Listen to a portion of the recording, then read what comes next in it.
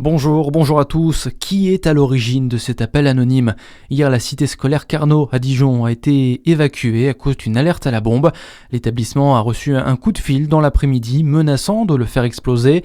La police, des équipes cynophiles et des militaires de la force Sentinelle se sont déplacés pour sécuriser le secteur.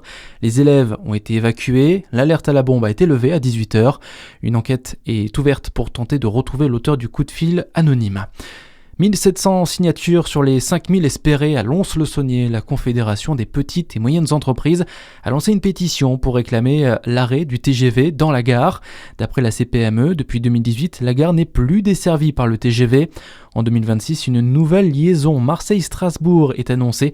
Et malgré les promesses, notre gare serait encore contournée. Fin de citation. Des sirènes, un message FR Alert sur votre téléphone et des perturbations sur la route.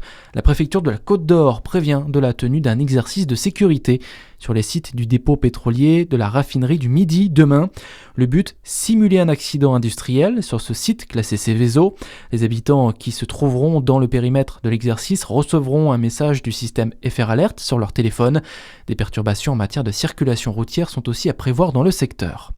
Dans l'actualité, aussi, journée de grève des enseignants. À l'appel de plusieurs syndicats, ils protestent contre la suppression de 4000 postes à la rentrée prochaine.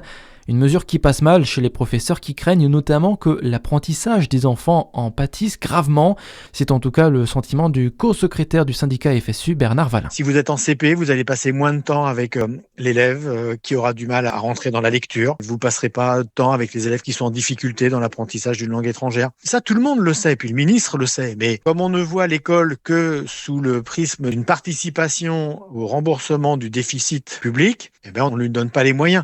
Nous, les enseignantes et enseignants, on n'est pas responsable du déficit budgétaire de l'État. Ça, c'est le gouvernement qui est responsable de ça. Donc, c'est trop facile de nous mettre ça sur le dos et de nous dire que vous allez y participer à la réduction du déficit public et vous allez rendre des postes. C'est un petit peu... La ficelle est très grosse quand même. 25 à 30% des professeurs ont annoncé participer à cette journée de grève.